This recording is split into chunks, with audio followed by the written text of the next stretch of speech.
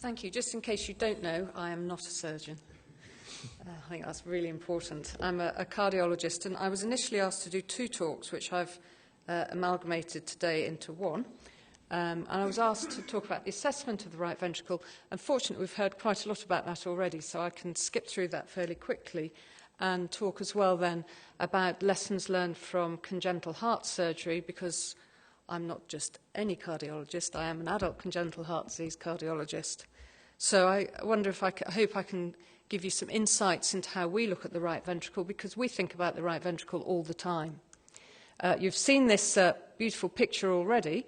The point of it is right ventricles are more vulnerable than left ventricles, and our role in congenital heart disease, if we want our patients to live a normal life expectancy, is to protect their ventricular function, and particularly their right ventricular function.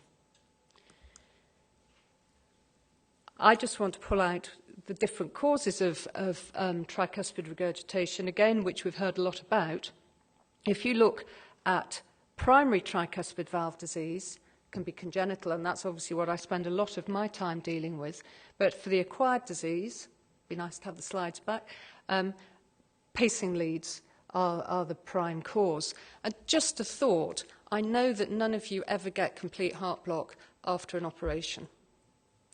But if you did, do you really want me to stick another pacing lead through your beautifully repaired tricuspid valve or through your new tricuspid valve? And if you don't, please think about putting permanent epicardial leads on at the end of your operation.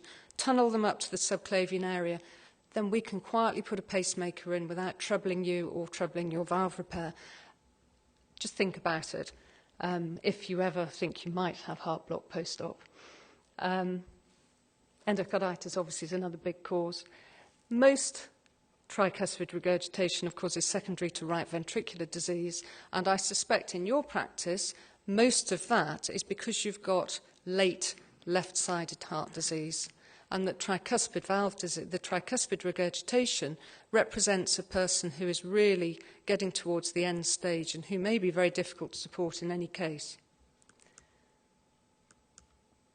So assessment of the tricuspid valve, we've heard quite a lot about this, so I'm going to go through, in the interest of time, fairly quickly.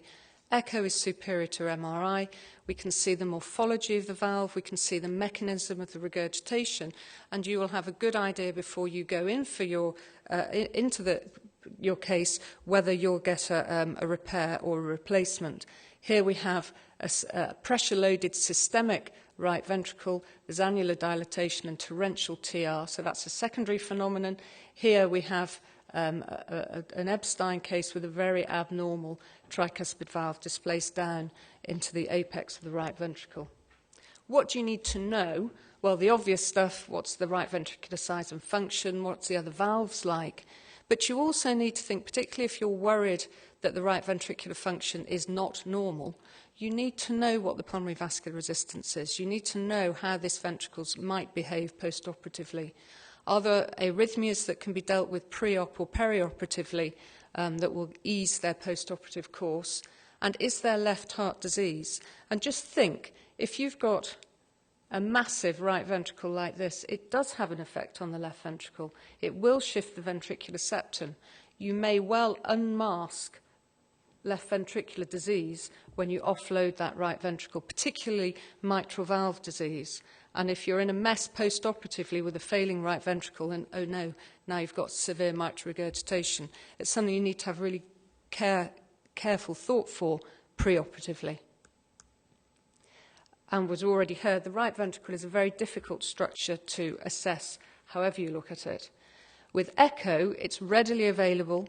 You can combine lots of different methods, 2D M mode, tissue Doppler, TAPC, speckle trekking, and good 3D, if you give it a long time, you've got good experience, can all improve your accuracy of assessment of right ventricular function.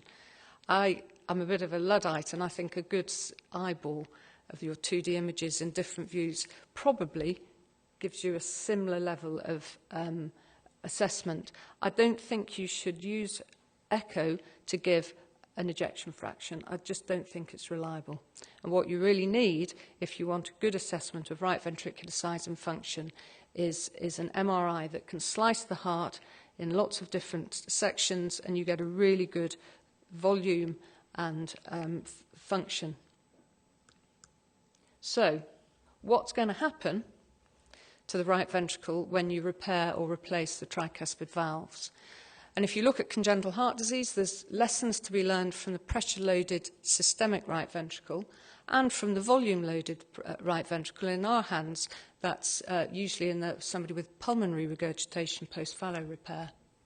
So the systemic right ventricles, you can either have simple transposition post-mustard or sending. Now, that's a historical operation, but there's still a big adult cohort who've had this procedure.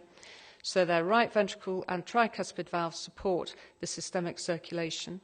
Or the patient with isolated congenitally corrected transposition, AV-VA discordance, and again, your systemic right ventricle and tricuspid valves support the systemic circulation.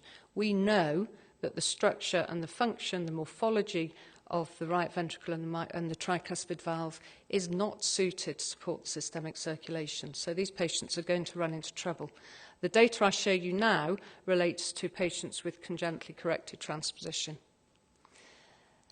And you can see that if you have isolated corrected transposition, really once you reach the age of 20, there is a decline with more and more patients developing heart failure, and tricuspid regurgitation is the single strongest predictor for the development of heart failure.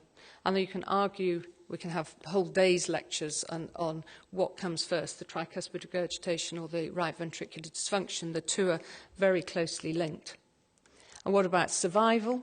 Well, once you've got severe tricuspid regurgitation, if you have corrected transposition, your 5-year survival is 50%, and the mean time for you being in heart failure from having more than moderate tricuspid regurgitation is about 5 years. So it's a really poor prognostic sign.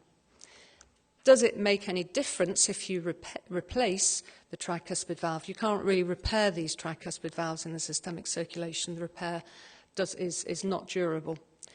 The answer is yes, but only if your right ventricular function is still good. So in this big study from the Mayo Clinic, if the right ventricular ejection fraction was more than 44%, patients did very well when they had their tricuspid valve replaced. If it was less good, the long-term follow-up was poor, and actually about the same as whether you replace the valve or not. So the answer was, don't replace the valve if your right ventricular ejection fraction is less than 40%. Okay, moving on to tetralogy of Fallot. This is a very common condition, and we're getting about 300 new cases a year in the UK. Nearly all will survive into adulthood, and we expect these patients to have a normal life expectancy, but they only will if we look after their right ventricles. And in Birmingham, 80% of cases are repaired using a transannular patch, and that means they will all have severe late pulmonary regurgitation. What should we do about it? Well, historically, we didn't do anything until patients started to complain of symptoms, and that was clearly too late. And if you replace the pulmonary valve late, although functional class and exercise tolerance will improve and the RV volume will come down, the ejection fraction doesn't improve, their risk of VT doesn't improve, and their long-term survival doesn't improve. So we learned that we were doing it too late. And over the last 2 decades, we've been moving to operate earlier and earlier on these patients, and clearly the aim is to replace the pulmonary valve before compensatory mechanisms fail, so that your mass-volume ratio is maintained in the right ventricle, and that increase in end-diastolic volume is balanced by an increase in myofibers and cell elongation. That sounds great, but how do you know when you're there? How do you know? Because these patients are asymptomatic. They're usually about 20, and they really don't want an operation. Well, MRI is incredibly helpful, and this is an excellent paper published last year, which has pinpointed an indexed right ventricular end-diastolic volume of less than 150. If you operate before you reach to 150, then you should remodel, and the RV function and the RV volume will come down and be maintained. If you wait until beyond that, then the RV just does not remodel. And that's a very helpful piece of information for us. I think this is an ever-shifting goalpost, and I think that we're going to be operating earlier and earlier. And our reluctance to place a xenograft in a young person who's going to have it replaced every 10 years is mitigated by the fact that we can now, the next time round, almost certainly place a percutaneous pulmonary valve. So the risks are going to be less, and I think we'll operate earlier and earlier.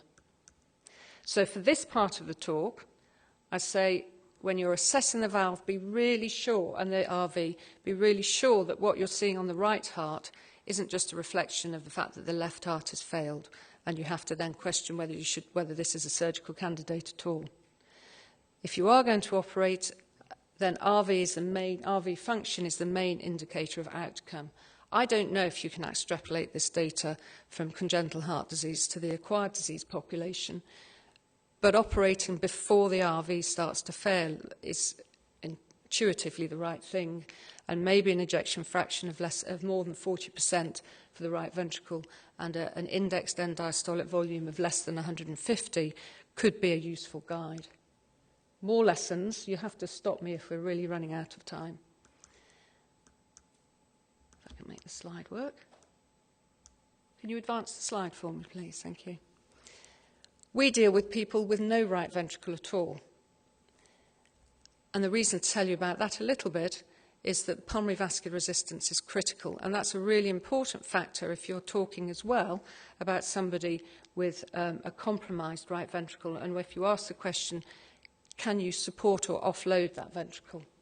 So the no right ventricle situation is the patient with a complex univentricular heart who's had a Fontan operation. And if you look at this slide here, you can offload this single ventricle by connecting the IVC and the SVC directly to the pulmonary arteries.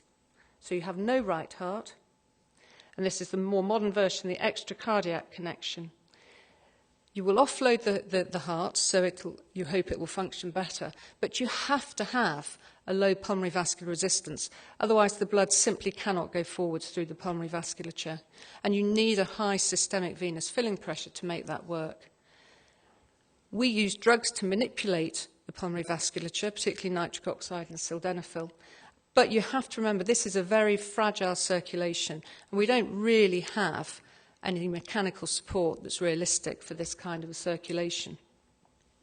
If you take that forward and then think of somebody with who has two ventricles but who has a really horrible right ventricle, the Epsteins are the best example of this. I won't spend time going over the embryology, but you end up with a tricuspid valve that's displaced into the right ventricle, a massive right atrium, and a variable-sized right ventricle, but that is lacking muscle because half the muscle is stuck up in the right atrium.